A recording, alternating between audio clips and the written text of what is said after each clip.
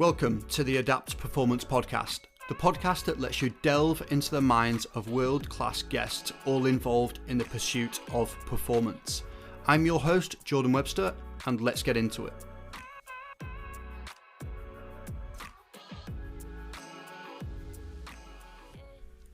What is going on, guys? Hope you are all well. So we've got a great episode lined up for you today, but before we get into that, I want to share with you a little bit of a realization and a funny story that happened to me this morning. So I booked a professional photographer to get some photos for the Adapt website and generally just some higher quality images that I can use in some content and thumbnails and things like that. So the intention was to get a few guys to come down and essentially be the bodies, be the athletes for me to coach, just so I can grab a few pics. So I invited two of the boys down. And I must have picked two of the most attractive people in the UK. That's the way it seemed.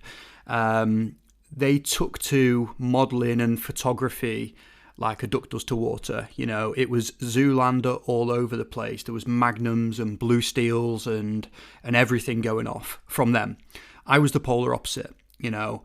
I felt awkward. I felt a little bit out of place, forgot how to smile.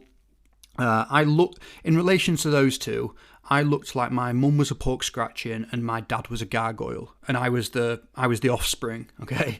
And, you know, maybe I'd be like that anyway, but I think by comparison, I definitely kind of had an uphill battle compared to those two guys. So yeah, the lesson is for me, next time I do a photo shoot and I need to invite people down, you're only coming down if you're less than a 5 out of 10. Anything more than a 5 out of 10, and it's just not going to work for me. But yeah, anyway, getting into the actual episode today, what we've got is Paul Parker. Okay, so Paul Parker was a previous S&C coach at West Ham Football Club, women's team. And what Paul's going to do in this episode is going to share some of his journey, you know, going all the way through university, the internship stage of learning how to coach, getting to grips with communication and programming, and how he kind of progressed up the ladder to different football clubs and ended up at West Ham. And we're going to speak about some of the mistakes, we're going to speak about some of the learnings, and we're going to get into the nitty-gritty of women's football as well. So speaking through profiling, how to profile a specific athlete and what that should do for your programming off the back of it. So without further ado, let's get into the episode. Welcome, Paul. Thanks for the episode, mate. How are you? Yeah, good, mate. Thank you. Thanks for having me. You're welcome, mate. Thank you for coming on. So I guess for the listeners out there, mate, give everyone a little bit of a glimpse, a little bit of a background. Who is Paul Parker? Okay. So I started at uni. So I went to, I'm from Grimsby, obviously, as you know. I left college, was very unsure whether to basically pursue sport or law. When I first left college, I actually did a lot better in my law A level than I did in my sport A level, but chose to kind of pursue sport based. So wasn't sure exactly what, but kind of had the find a job you love and never work a day in your life kind of motto ringing in my ears. So chose to pursue sport. I did my undergrad at Northumbria University and applied sport and exercise science. I moved up to Newcastle in 2011. Graduated from that in 2014, went straight on to a master's in strength and conditioning, still at Northumbria. Alongside my master's at the time, I interned within the S&C department there, which was going through like a really big kind of block of investment. It was growing kind of year on year. I was really fortunate. Joel Brannigan was the head of the department at the time, and then there was Rich Eaton and Susie Newton were there as well. So like really good coaches, all very different from each other as well, which was very important, I think, in my like early development. Very much the three of them all had very different ways of coaching, which was very, very useful early on. Then after I finished my master's, I initially took on kind of like a part-time role. So me, Jack Dent, who also interned with me at the time, and one of the other guys on the masters, Tom Walton, we all kind of took up part-time roles. And over the next kind of 18 months, they all grew from like 0.5 roles to 0.7 roles, and eventually into full-time roles. So I think at the time we had the biggest university, like S&C department, like outside of Loughborough in terms of like paid staff. So we had 4 full-time members of staff, and then kind of the paid interns beneath that and the volunteers beneath that. So it's a really good time to be at the uni and to be involved in, obviously, being able to cut your teeth in kind of that multi-sport environment. At different kind of varying stages of difficulty within that kind of period. There were times when I was working full-time in a bar as well as balancing, just due to kind of obviously the pay side of things and the size of my contract. I also had a teaching and research assistant casual contract at the university as well, so in the summer months would help out a little bit more with some of that stuff. I started working with Sunderland Football Club through contact with the university, initially with the women's development team, so the girls aged 16 to 21. And then after about, off the top of my head, maybe 8 to 10 months, I started working with the first team as well. For a brief window, I was doing both, but then kind of started doing the first team. So there's a period of time where I was doing full-time at the uni, within kind of the scholars and the performance sport program. Had a part-time teaching and research assistant contract, and was also doing about 25 hours at Sunderland as well as kind of obviously travel for games, and which is weirdly kind of the bread and butter for kind of young S&C coaches, I guess. I'm sure we'll go into other bits in more detail, but ultimately I applied for loads of jobs. Got one, was on the brink of moving to America in 2017. That fell through right at the final hurdle. They basically had a draft, and then 2 days after the draft, the club ceased to exist. Then had a really kind of bad period, like personally. Opportunity came up, and initially I was going to go. I accepted a job in Dublin to go work in Ireland, and turned down to work at West Ham. And then I thought about it, and 5 weeks later, I basically changed my mind. Moved down to London to work at West Ham full time. Their women's program had just gone full time professional for the first time, so it was like completely blank slate. It was an exciting project. I knew the manager who was going in. We had a really good relationship, and did that for 18 months. So it was the first time in my life where like I only had one job, just focused on one group of players. And then for various reasons, left that role in January, at the end of January of 2020, and went self-employed. Literally 6 weeks before the first lockdown, which is really like horrendous time to decide to go it alone. And then had to basically build a business through lockdown in the first instance. Had a lot of help along the way, and now at a position where I'm in my third year. And I'm sure we'll get into kind of various spots along that timeline kind of as we chat, but that's kind of where I'm at now, year 3 of the business PR performance. So awesome.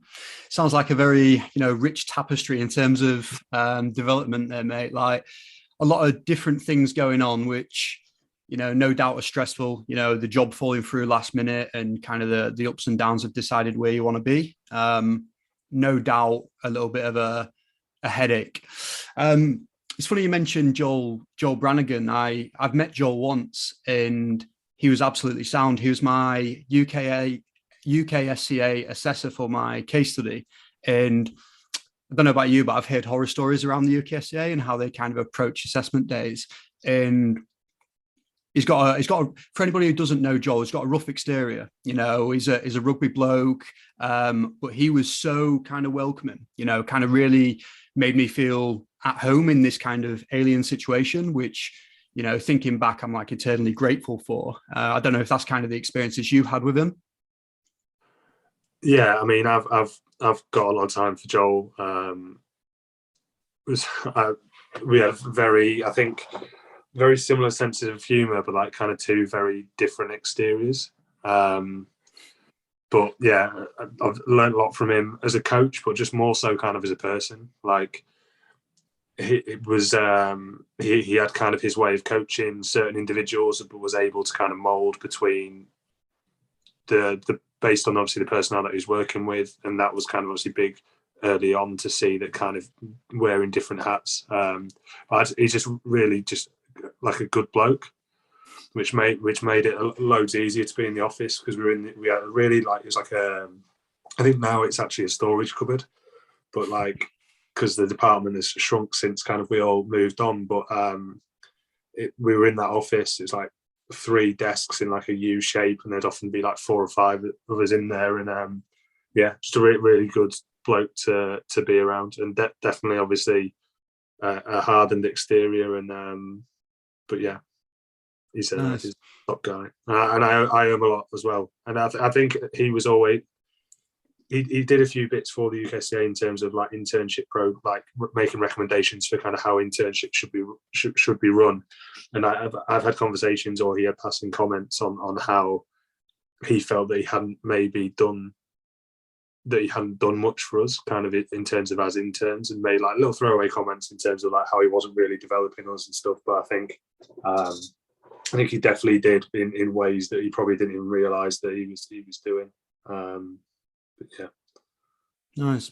I think I do find that that's maybe that's him being really hard on himself, being his worst critic in that sense. I think it's not always easy to see what you're actually doing and the advice and the role model element you can give to other people. So yeah, like I said, only met him for 20 minutes, expected a grilling, wasn't a grilling, and actually felt really good. So I imagine a good few years under him was probably really valuable. So tell me a little bit about the internship then. So the internship itself is probably quite a popular model in the UK, and we've got a lot of different unis actually running those types of things alongside sports science and S&C degrees.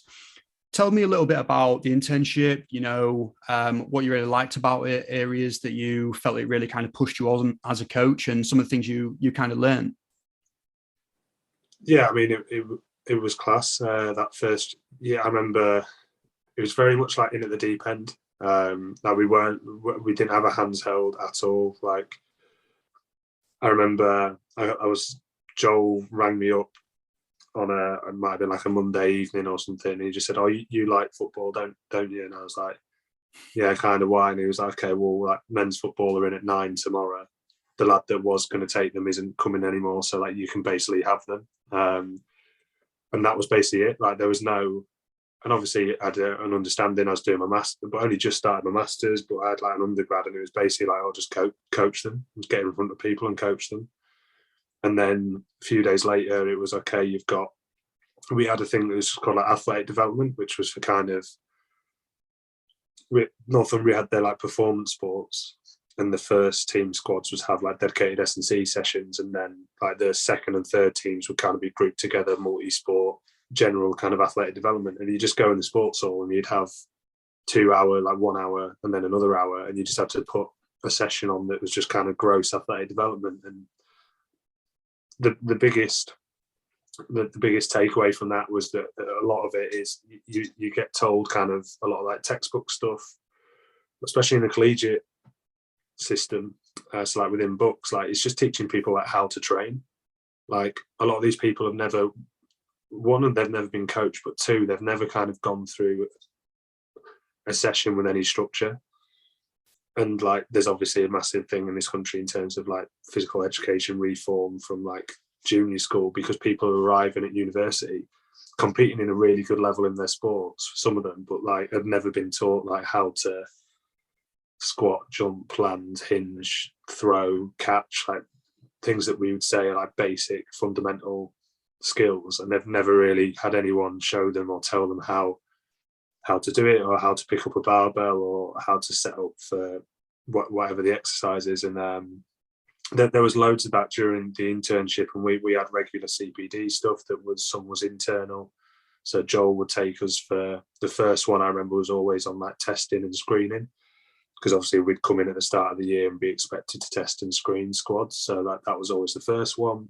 And then there'd be other, Rich would lead something generally on kind of agility based or speed work. Susie would lead stuff on strength training or whatever. And then we'd have external people as well come in and deliver.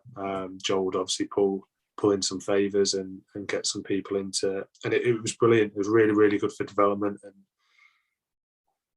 I owe a lot of that as well to the people that I interned with. So like Jack and Sam Bacon as well, who's based up in Newcastle now. We had like quite a tight knit group.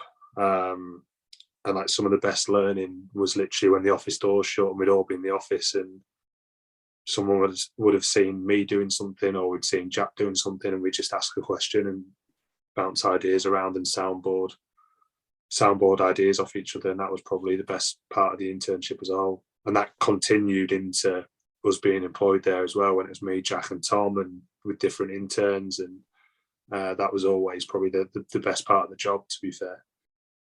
I think it's we had similar at Sheffield Hallam. You know, you have like that core group of people that for some reason just end up, you know, really knitting together really well, whether it's just because you're all passionate about that particular topic and, you know, you just spend all day in that basic facility. So you don't really have a choice other than to talk shop a little bit. So just what you're saying there around like really good development opportunity, just got through in the deep end a little bit in your first year. I had the exact same first year on the internship, and I've never been so nervous in my life of getting in front of a group of people. I already had like my PT qual, my gym instructor qual at that point. So I'd coach people, but it felt so different, mate. Like just so many eyes on you. And we had an hour session, you know, like a lot of different people, a lot of different team sessions. So we had an hour. And honestly, I was so nervous. I warmed them up for about 49 minutes. it was Spider-Man's galore. Yeah. Like, it was awful, mate. And the guy who was like shadowing me at the time, you know, the kind of senior intern who was watching what I was doing so he could provide some feedback. I could see him looking at me and I'm thinking, he's either looking at me because I'm doing really, really well, or I'm completely bombing. But honestly, I think back to that and I'm like, that's it, I fucking quit. I left that room thinking, yeah, this is not for me, this career. You got any stories like that? You had any like massive fuck ups? Well, I remember, and it still sticks with me now. Like, and it was similar. I remember Joel basically saying to us, he was like that. He said that he still gets nervous when he's coaching someone for the first time. And he said, and being confident and appearing to be confident are the same thing. And he's like, so as long as you can lead a group and you can kind of, then the rest of it is kind of secondary. Like I'm the same now. Like I still coach people for the first time, and still the other night I worked with a like 13-year-old swimmer for the first time, and like I'm walking to the session like a little bit nervous because like you want to obviously do your job well and you're confident in your ability, but it's just still you're expected to lead and you're in that position. Obviously it gets better over time, but it still exists. But yeah, I remember, to be fair, like I can't remember many like in the moment where I was like, oh God, what am I doing here? But there's been probably countless moments where I look back and I think, as if I was doing that, or like the first time I led a pitch session for like men's football, and I was just basically so busy, like mini bands, hurdles everywhere, like cones like set up like runways, and it was just like just trying to do like far too much, like, but just because you just think, oh, it has to look like this, it has to be great, and then you realise that. And again, that's where doing sessions in the sports hall with no equipment, or in the squash courts at the uni with no equipment, you kind of teaches you to be very like self-sufficient and understand that you can get work in a phone box. Like I remember when we did our like said when we used to do CPD stuff, when we did a warm-up one, and then Rich Eaton took it and he said, I want you to design a 5-minute warm-up that you could do you basically had a 5 meter by 1 meter square, and he said, right, you got basically in a phone booth, and I want you to get warm and prepped for this kind of session. I think once you get used to that, it becomes obviously a lot easier. But there's definitely a few kind of retrospectively where I'd look back and think, God, thank God that like some of the athletes didn't know what they were doing either, because if any of them had pulled me up on it. I'd have been screwed. But Yeah, yeah, it's I love looking back at it, mate. Like the reflection element of it. Like, no doubt at the time, or 20 minutes after, it was like the worst thing that had ever happened to anybody ever. But looking back, a year later, 2 years, or even 10 years, I think it's so cool to see how far you've actually come. Like actually being fair to yourself and thinking, yeah, I might still get nervous, but at least I'm operating well under that pressure. It's yeah, it's just part of the job now. Um, yeah, I think it's cool. And I think it obviously shows that you're just developing. If you constantly looked back at your programs that you did 10 years ago and thought, yeah, that's sick, actually, I'd program that today, you probably haven't developed. yeah, yeah. To be fair, it probably goes like the not whole circle, but like mine's probably more like the not the middle phase, but like in the first instance, you just keep everything simple. Like stick to basics, stick to fundamentals, do X, Y, and Z. Literally squat, hinge, push, pull, carry. That's your session. And then there's probably like spells when I was part time, just finished my masters, where I was trying to do like whatever the latest fad was. So like trying to get loads of like Bosch related drills throughout a full session. And then over time, you kind of realize that whilst some of them have value, not everyone needs them, and understanding that just you take little bits and kind of piece it together over time. It's I can't remember what it is, but it's Dunning-Kruger. the bell curve. Yeah. Yeah. We think you know everything, and then all of a sudden you realise that you actually probably don't know anything at all. So, but it's what keeps us interested in the industry a little bit, I guess. Yeah. So tell me a little bit about the time period then between being at university, having this paid role, and then when your eyes started wandering a little bit, and you're thinking, what, I might not want to be in university sport for forever. I want that elite job. Like, what was that time like for you, and how did the first few job applications go for you? Yeah, I mean, I think that was always like I think through no real fault of their own, especially then, but like a big part of the university kind of education in SMC was almost built towards like elite sport being like on a pedestal a little bit. So it was kind of, even while you were studying, you and while I was grateful to have an internship and then a part-time role, in my mind I was always thinking like, I just need to get to full-time football. But that's where the best athletes are, so that's where the best coaches must be. Like that's where everything was geared towards. And I was applying for stuff all the time, and I was messaging people on LinkedIn religiously and just trying to get a foot in the door, and barely ever getting anything back in terms of even like a thank you for your application. They were rare. I was buzzing if I got one of them through. Because a lot of the time it's just done not, but which is understandable because these roles, as we know, it's a massively saturated industry, even more so than it was kind of 7-8 years ago when I was first applying for those jobs. Like they probably draw in like 200 applicants, so it's incredibly difficult, and you learn kind of that unless you are either a massive standout or probably know someone, the chances of getting through the paper sift are basically now impossible at that stage. It's so tough, and it's not surprising that so many people fall by the wayside because they don't really look at the scope and the skill set that kind of sports science S&C gives you, and see that there's such a wide spanning population that those skills can be applied to, whether that's military or working with elderly populations, clinical, youth. People just think like, oh, I need to get a tracksuit with my initials on. I need to work for X club or this club. So, and I was the same. I applied for a lot of jobs, predominantly in football, but was very pro sport based. So also roles in rugby, but again, they were slightly more limited just because of the number of professional rugby clubs in comparison to football. Through an application at pretty much anything and everything with a pulse, as they say. So it was tough. It's tough, and you get a lot of kickbacks, and then a few interviews where you think, "Oh, this is it." Would always felt like I'd interviewed fairly well for probably 3 or 4, and got like decent feedback, but they'd gone with another candidate for whatever reason, and it's hard, and it's one of them where you have to decide what you want to do. And knowing what I know now, it would be very different. But at the time, you think that elite sports would be all and end all, and it's like, well, if I'm not going to do that, then I'm going to have to completely do something different. I'm going to have to join the police, or I'm going to do this, or because you kind of blinkers on to pro sport.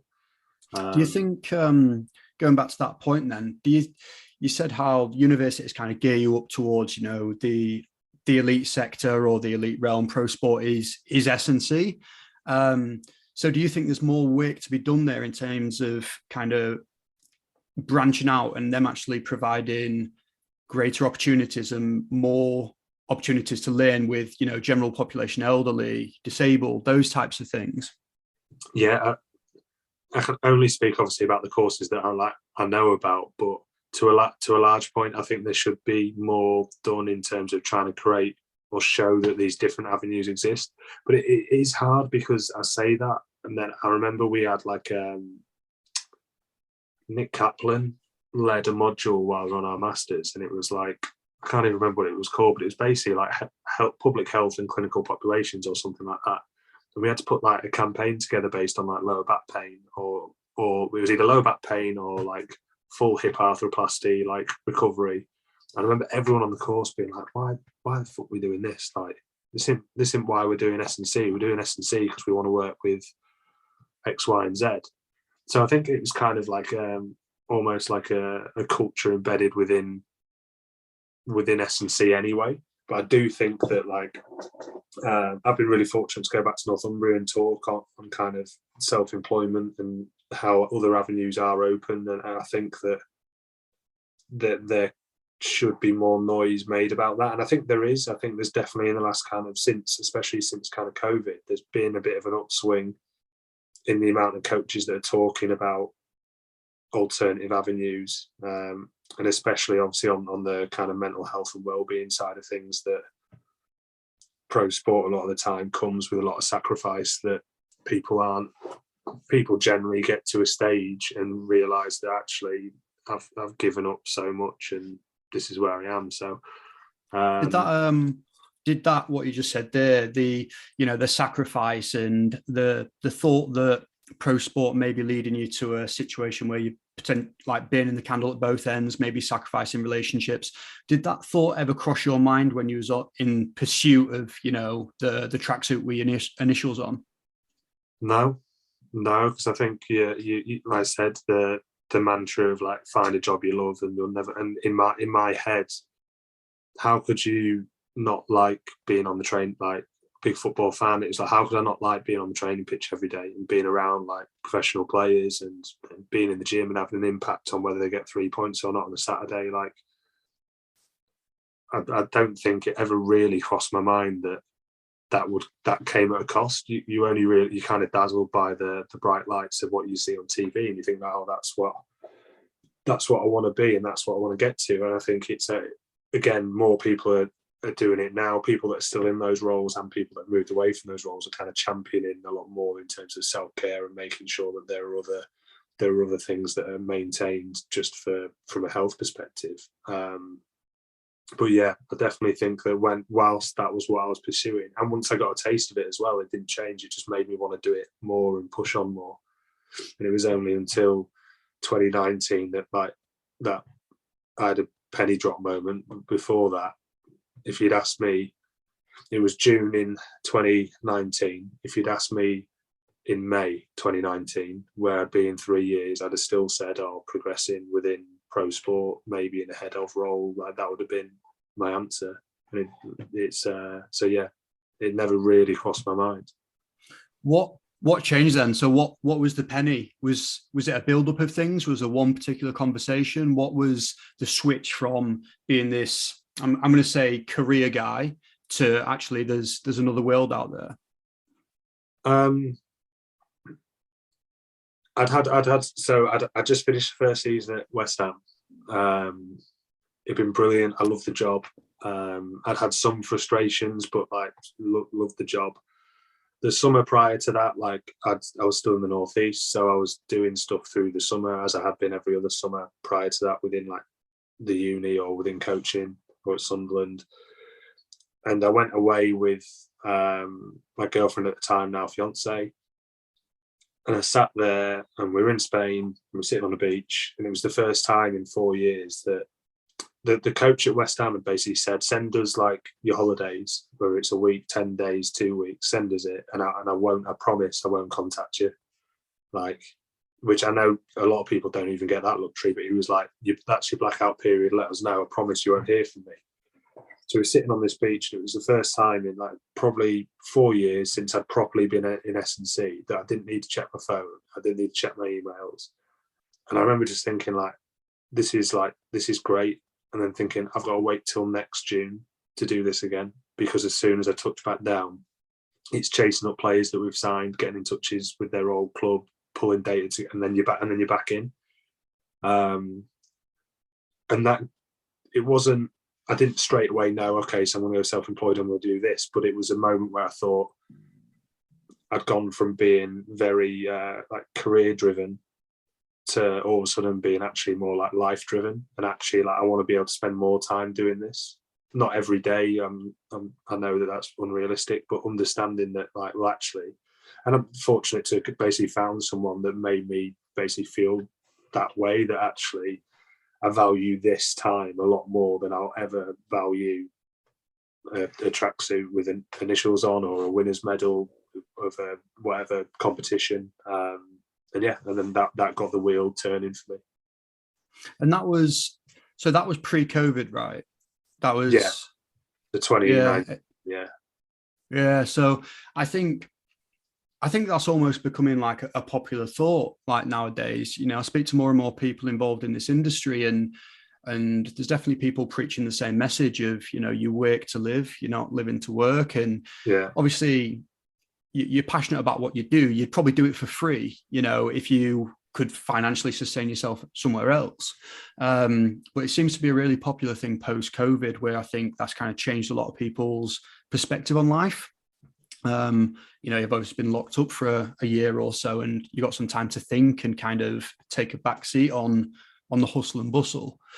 So with that then, tell me a little bit around West Ham. So what was it like being part of, you know, a pro club, women's sport, growing? No doubt it had some really, really big challenges, but tell me about just generally. Yeah, I mean, it was. I love the time that I was there, because of the people that were there. The first year that it's one of them. So like the players reported back in like say the 1st of July, start of July, and I think it was like 10 days before that the staff met for the first time, and it was like nine new full-time members of staff. There was 2 or 3 that had worked together before, but for the most part, 9 new members of staff.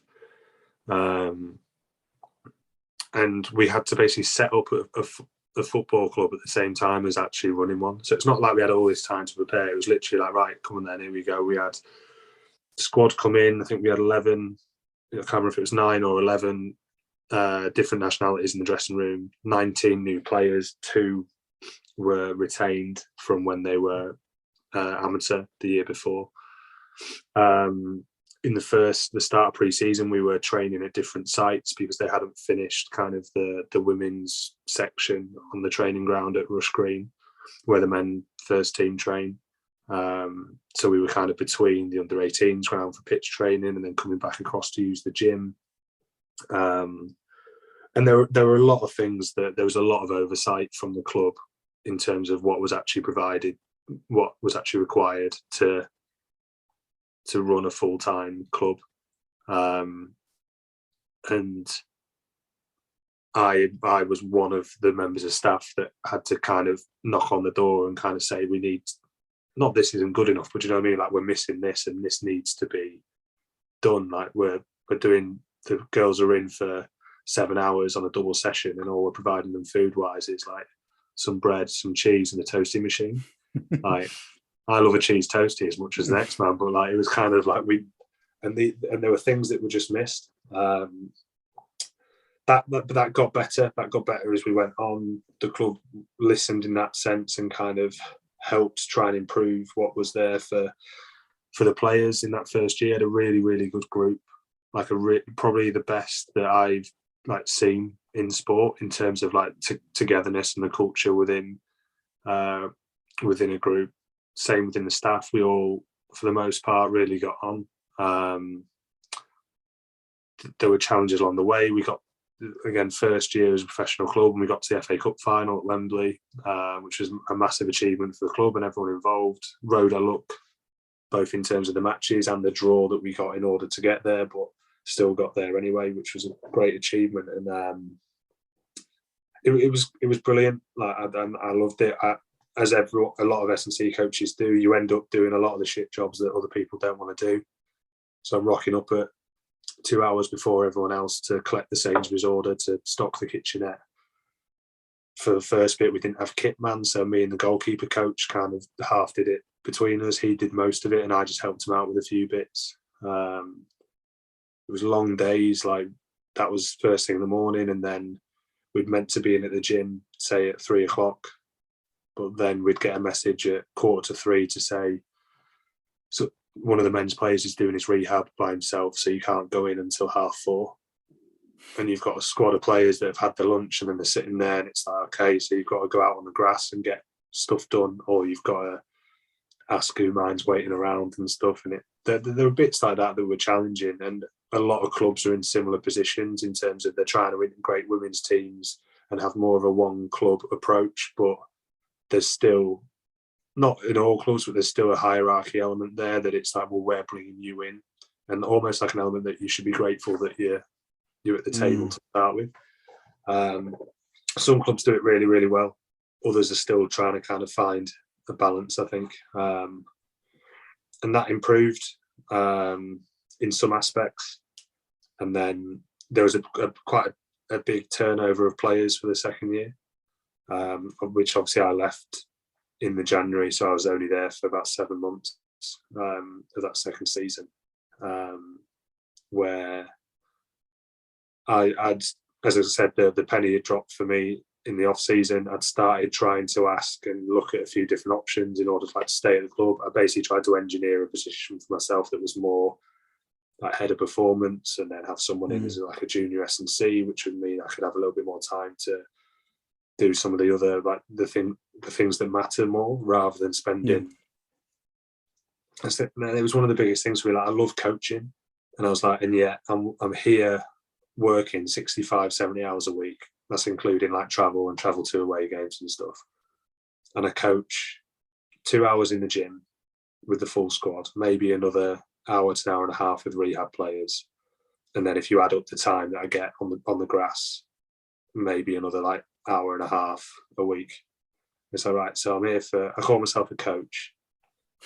I'm here 65 hours a week, and I probably coach for maybe 5 or 6. And then you actually think about, well, what am I doing in the other 60 hours? Take travel out. Okay, that leaves me, say, 45 hours. It's like there's still a lot of time I was like sleepwalking through days by the end, because you just think, well, what am I actually doing? Like trying to devise certain things and hitting a lot of brick walls. And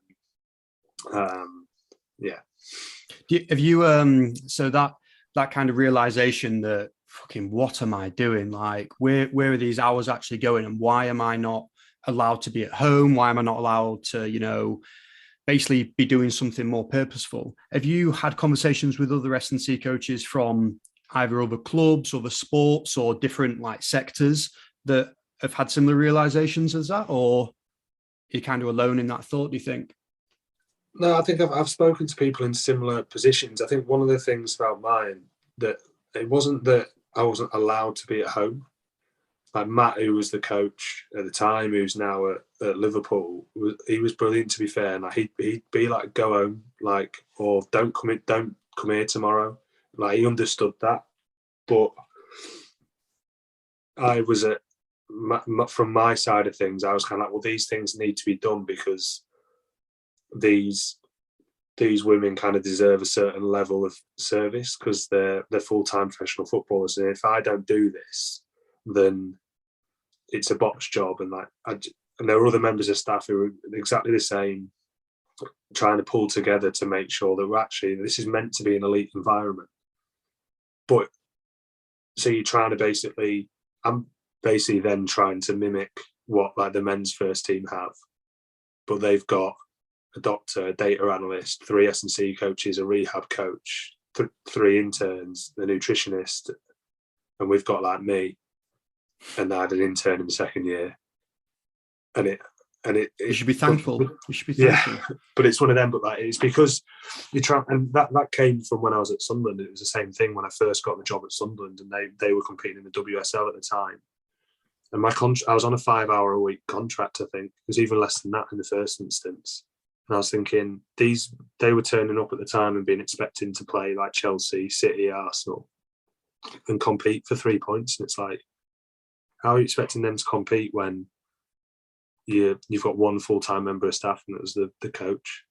And so I kind of wanted to do, as most S&Cs do, go above and beyond kind of what's expected to try and create the environment that you want to be a part of. I agree, mate. I think I was speaking to a friend the other day around this, and he's applying for jobs, and is sending out applications left, right, and centre. Like you said, anything with a pulse is getting an application.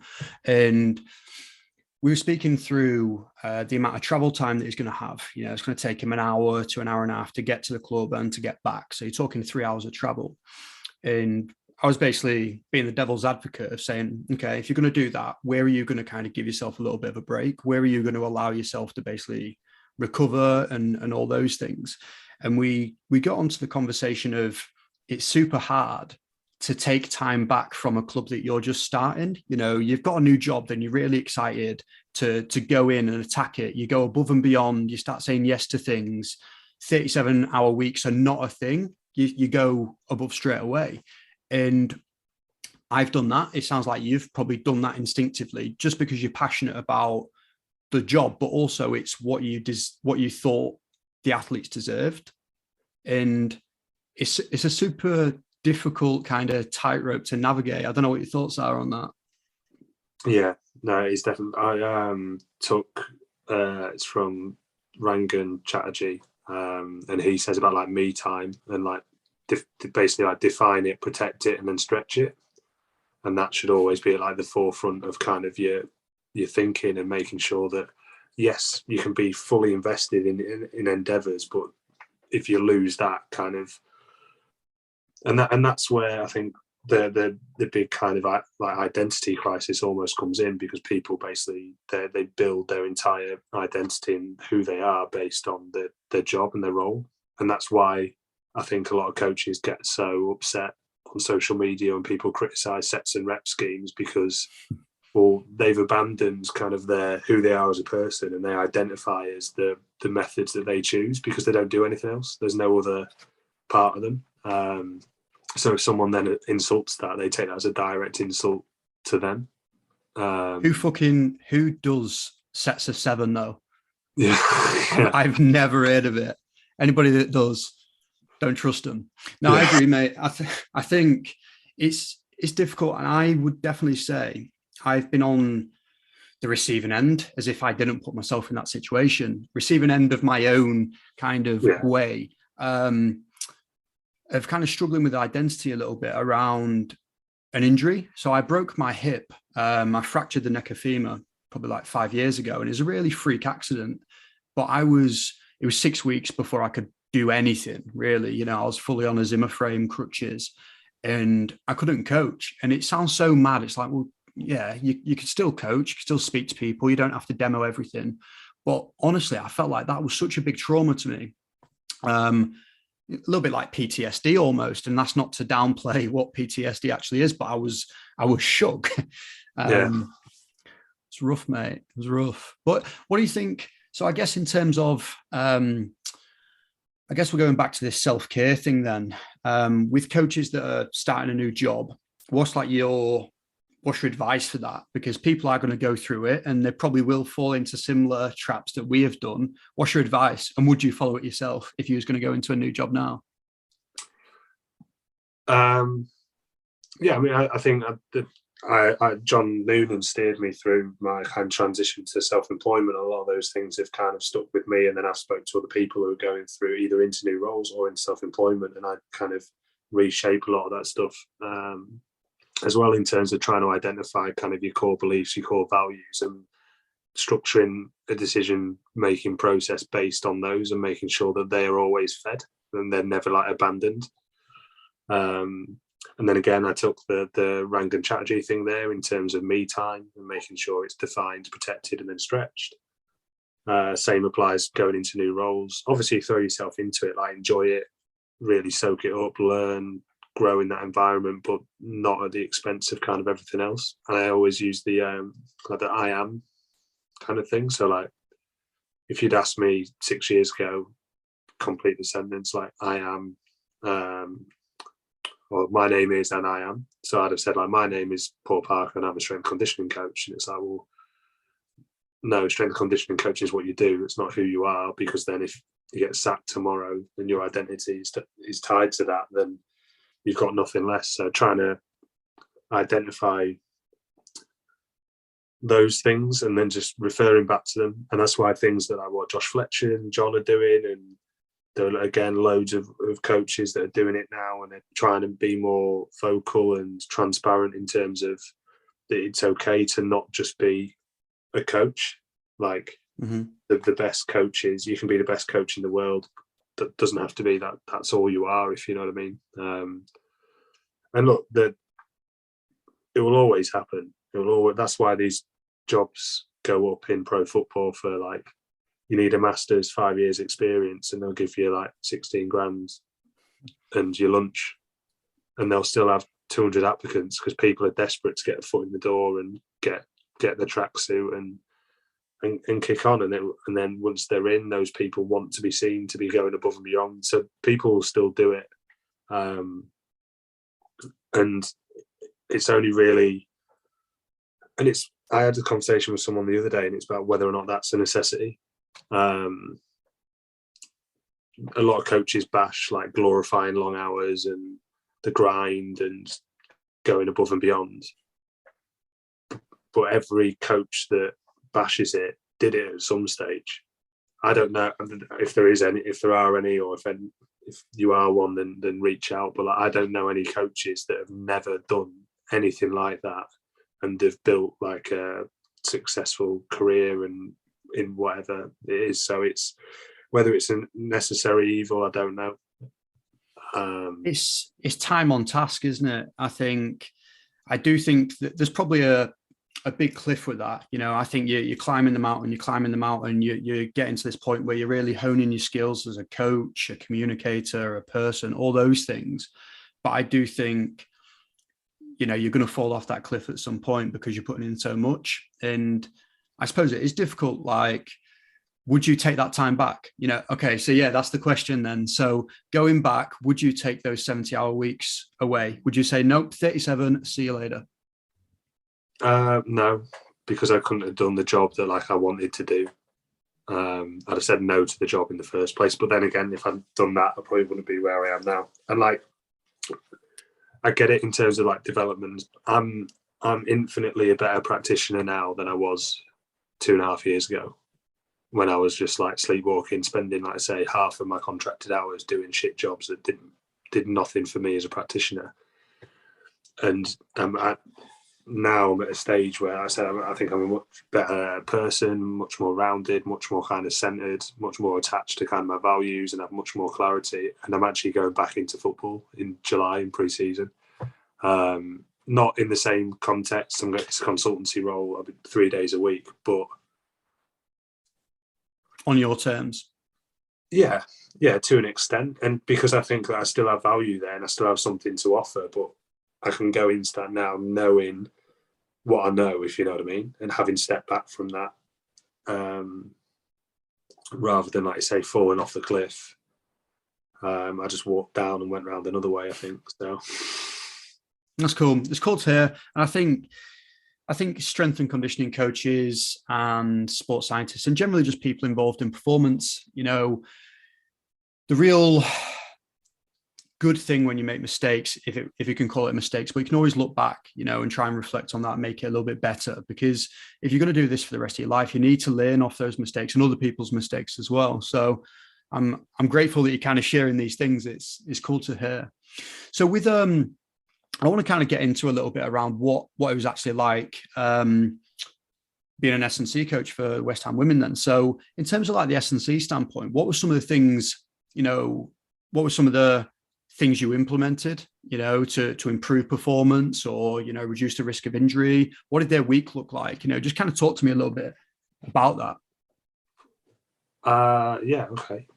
I'm trying to think where to start. So first one is that I'm like, and it baffles me that a lot of clubs still do this, and that basically the whole team's on the same program. And still, I think that there's massive room. There's so much room for individualism within sport. You've got players that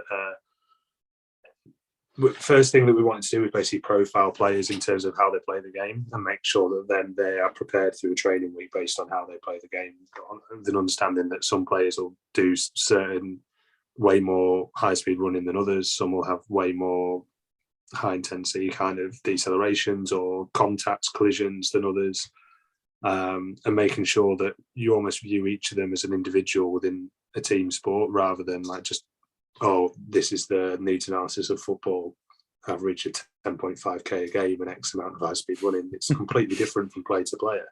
And then within that, you've got an understanding that you've got players who are 18 and still developing physically, and you've got players who are in their early 30s who don't need to be in the gym for an hour. They can probably do 2 primary lifts for like the maintenance stuff, having done all the tissue joint quality stuff earlier in the day and leave, because they don't need to get stronger. They need to hold together and make progress in other areas and bring their value when they're actually on the pitch. How the week would look, the majority of games were on a Sunday.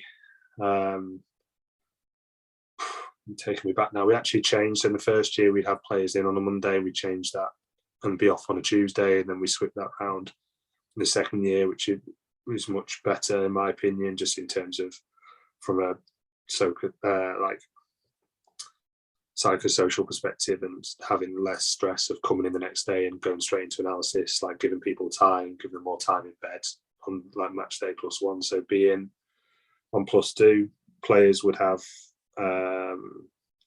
would do analysis, meetings, team meetings, unit meetings, and so on. And then I'd go through kind of some of the GPS stuff with players that wanted it. I never was big on doing that. How come? Because we had players that they almost judged how they played based on how far they ran, and again, culture-wise, we had a few American players, and that if they hadn't ran over a certain distance, they'd be like, they'd come in and they'd be like, oh, how far did I run, or what were my high speed numbers, or what was my top speed? And I was like, well, how did you play? How do you think you played? I actually thought you had a really good game. You were never beaten 1v1, blah blah blah, and yeah, but how far did I run? Oh. And then if it's not what they need, they feel like they need to go out and do some more running. It's a false god.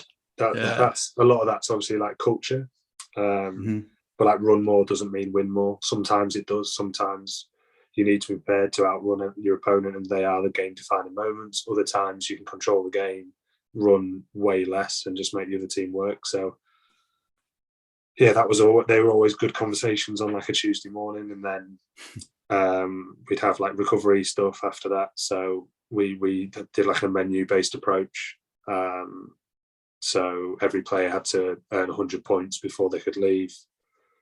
We'd have like a lead mobility circuit, which is worth X amount of points, like a list protocol on a spin bike, X amount of points, ice bath, this amount of points, contrast, this amount of points, 15 minutes for roll in, norma tech, kind of. And so they could choose what felt work for them.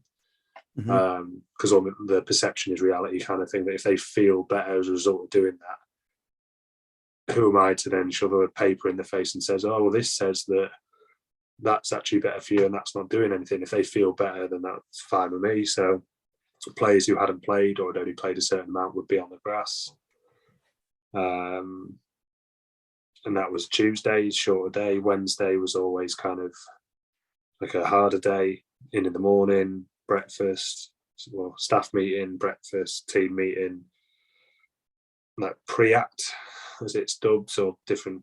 We had as I said, we classify players based on like injury sites, so either previous injury history, or we video and screen change direction tests, and we'd either group them into like ankle, knee, hip, trunk, where like we're seeing deformities during change direction. They'd have that to do. They'd have tissue work to do based on, again, injury history or subpar performance on like some capacity testing, or just improving tissue quality in certain areas, skill acquisition stuff.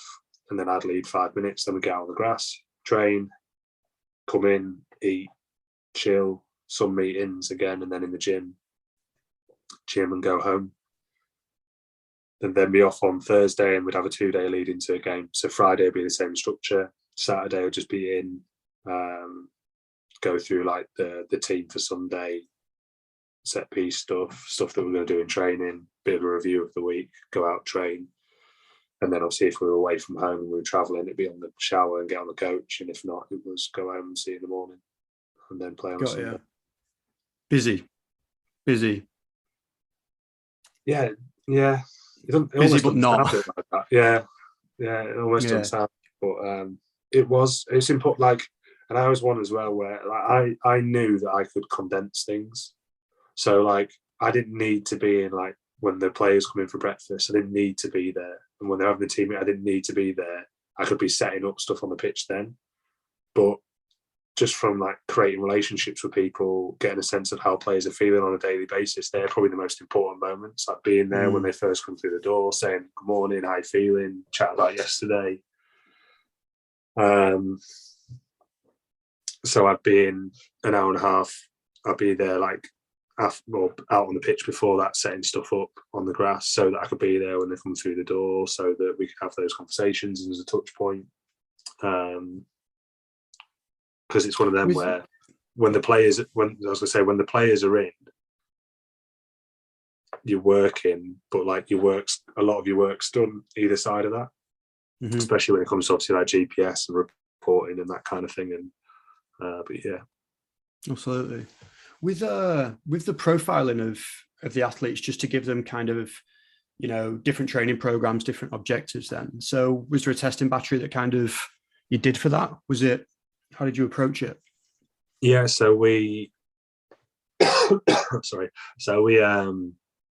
like a testing and screening like day at the start of pre-season, the end of pre-season, and there were certain things within that we would do weekly, just like car movement jump, drop jump stuff would be done weekly, other stuff would be done monthly, and so on, and we'd scatter it based on kind of what we were trying to impact. Obviously the medical staff had theirs, which was more kind of like FMS based, on the bed, kind of passive and active range, that kind of thing. Gym wise, baseline in terms of, let's say, a jump stuff, and then triple hop, crossover hop, those kind of things.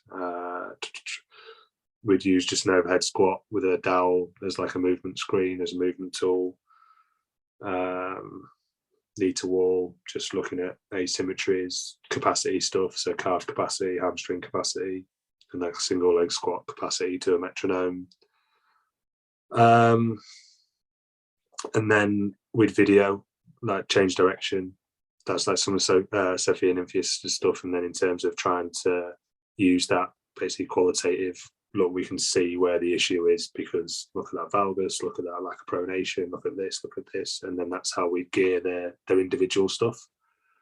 Then their gym stuff will be based on the position specific stuff that they needed to develop more of. Plus, we used RSI as quite like a good marker. So we had like 4 quadrants. So you've got like low and slow, so people that take a lot of time on the ground and don't jump particularly high, and then you've got high and slow, who are generally very like contractile dominant. Then obviously you've got the opposite, so fast and low, fast and high, and trying to move as many people into that top right corner as possible. And then a lot of their gym primary stuff would be based on that, but again, very like adaptation heavy in terms of the gym, as I think it kind of should be, rather than exercises. Like, these are the things we're trying to influence, and then you can change the exercise every 3 to 6 weeks, as long as you're still chasing that adaptation that you're honing in on. rather than being like, oh, they all, because you've got 3 squat racks in the gym, so you can't have a squat of 20 all back squatting at the same time. Because you've got people saying, yes, you can cluster, you can do this, but that's just not how it works. And like I say, So it sounds like, go on. I was going to say, and then just understanding that some individuals don't need, as I said earlier, like some of the older ones, they don't need to be pushed, and that's they're things that I learned earlier on, where I thought, well, age is just a number. What do you mean? Like, just the team I was at last year said I could never play in a 3-game week. I'd be like, well, why not? Of course you can. Whereas in hindsight and knowing what I know now, it's kind of like, well, yeah, you're probably right. I was going to say, it sounds like you actually used the information that you got from those testing metrics. And I know a lot of S&C coaches, and probably myself in the past, have just collected data for the sake of collecting data without it actually informing practice. Was that something you feel like was a club thing that was already ingrained before you kind of got there? Or do you think that's kind of something you brought with you from, Northumbria, or did you kind of pick it up along the way? Yeah, there was nothing there when I got there. There was literally a complete blank plate. But I think, so I like to call it like profiling rather than testing. Like, you're trying to build a picture of what this athlete is, rather than, like you say, collecting numbers so you can stick it in a column and rank them from 1 to 25. And like trying to get a better understanding of the multiple different like physical components that make up that individual, and then, okay, well, which ones do we really need to push on? And if there were ones that we were really good, like we had like, so as the calf capacity and as an example, if people got within a certain point of that, we just stop them. Like, we don't need them to like give themselves like a grade 2 calf tear. Like, we're fine. Like, there's no clear discrepancy there left and right, and there's clearly no deficiency in terms of the volume that you can get. So then when I'm programming, that's not something that I'm going to maintain tissue quality, but I'm not going to say, okay, this is something we need to address. It's looking at that profile and thinking, these are the areas that we can affect probably the most. These are the ones that we need to do the bare minimum to maintain. And with that aligned to kind of how they play the game and what's actually going to help them be a better footballer, rather than, yeah, but this will make the scores look better. Because a lot of the time, I know people who can absolutely fly through a maths test but can't play 60 minutes of the game and they're blowing. Like, there are people who you can put 10k on someone's back squat PB, but if it doesn't translate to anything they do on the pitch, then it's useless. And trying to kind of always feed it back to, am I actually giving them a better vehicle to be better at the sport? And if the answer is no, do you get the coach's input with that then? Are they pretty involved in that process of, Paul is this type of player, we need to do this with him? Or is it kind of left to you and the athlete to discuss where those areas are? Only on certain players, maybe the coach should be involved. For the most part, it'd be kind of me and the player. I've been around football for a long time, so I've quite a decent understanding of obviously the game and how people play, and therefore that this is a better physical quality for us to. And then there are some times where the coach would say, like, this player, like, they're just so they can't turn for shit, or like they're this, or I need her to be able to hit like top speed like earlier, because we're not going to play in a way that she's got loads of room to. As an example, there'd be like a few of them, but for the most part, it'd be kind of between me and the medical stuff. That's awesome. That's cool. I think, mate, I love hearing about like what actually goes on behind the scenes, honestly, because I've never been a part of, a pro football club or a women's football club for that matter. What were some of the challenges you had? Just as like my final question, what were some of the big challenges you had in regards to the actual coaching side, not the stuff we spoke around 70-hour weeks or anything?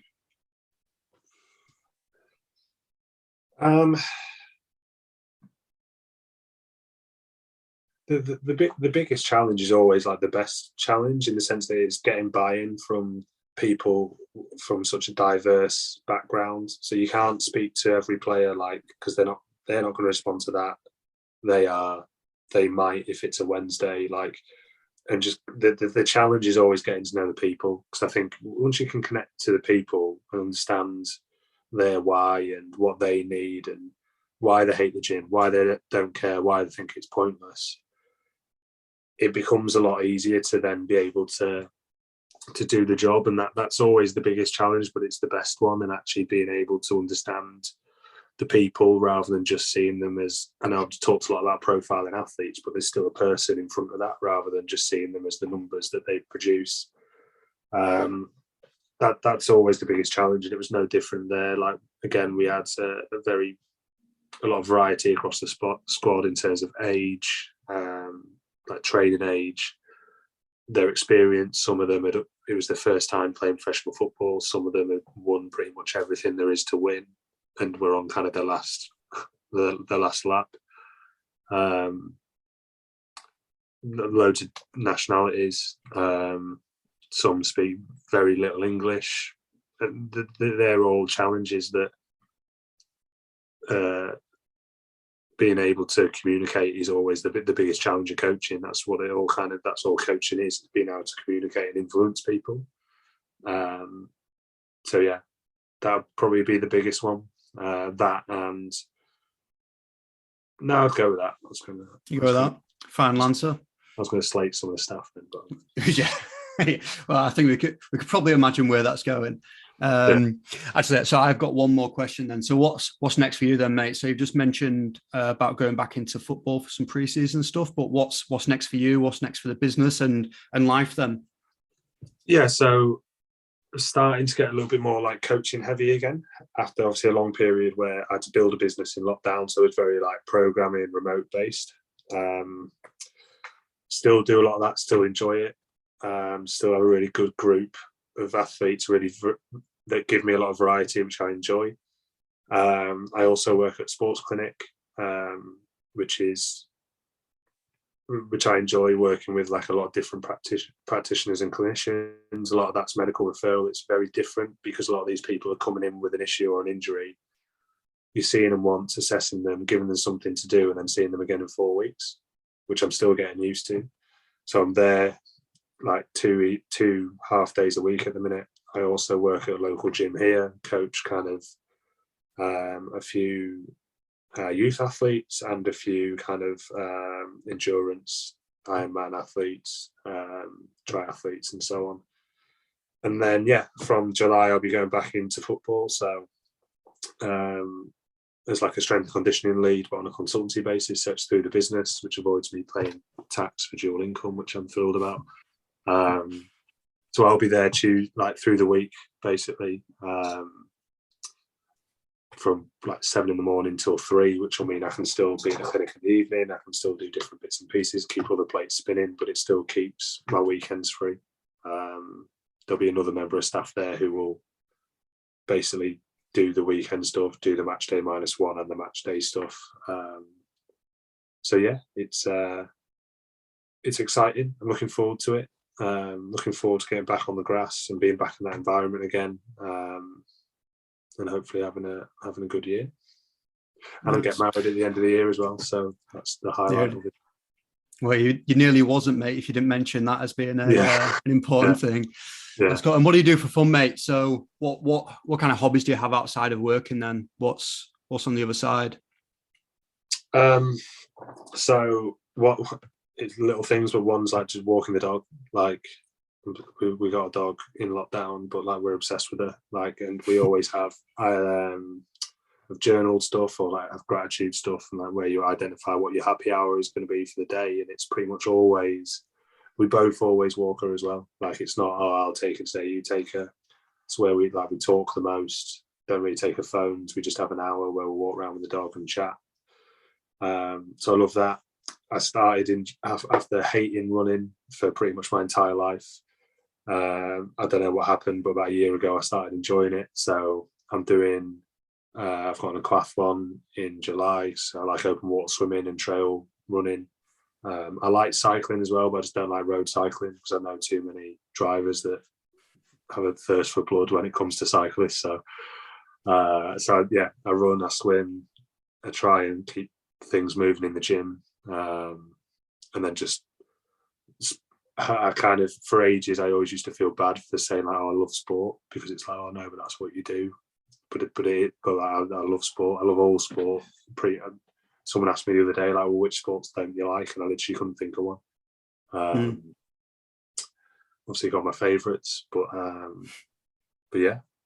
Nice. Obviously following Grimsby Town, just made it into the playoffs. So hopefully when this is released, we'll actually be a League Two club again, but probably not. Mate, I must be the worst follower of football ever, but also like hometown stuff. Like I have no idea how they're doing or anything like that. So yeah, I'll take your word for it. No, I think ignorance is probably bliss, mate. So I think you're doing all right. Love it. Cool. And where can people find you, mate, in terms of social media? Yeah, so my Instagram is just @_PR performance. It's the same on Twitter, but I don't really use Twitter. I use like my personal Twitter account, which is PaulieP14. But there's slagging off Grimsby Town. Sometimes it's football, cricket, politics. Like it's a bit of everything. Then my website is prperformance.uk, and my email is prperformance@hotmail.com. Awesome. And I always say, like, I'm a complete open book. If people ever want to ask, want to have a look at what I'm doing, have questions on anything, then just fire away, because I was that person hammering people on LinkedIn. So as long as it isn't just a copied and pasted message and you've called me Steve, I'll get back. I'll always make an effort to kind of get back to people. So awesome. I'll stick all your details in the show notes below, mate, if people want to get in contact. Cool. So I just want to give you a big thanks, mate, for taking the time this evening just to speak to me, speak to everybody, and give your perspective on pro sport and your kind of journey. I know a lot of people will relate to it and probably look up to it in a lot of ways. So appreciate that, mate. Thank you. No, class. I appreciate the invite, mate. Thank you very much. Thanks for listening to the Adapt Performance podcast. Let me know what you thought about the episode by leaving a review or sending me a direct message. I'm all for receiving the honest feedback to make sure the episodes grow and get better and better. Like, share, subscribing and following all goes a long way to making sure the podcast reaches the right people. Thanks a lot. Catch you next time.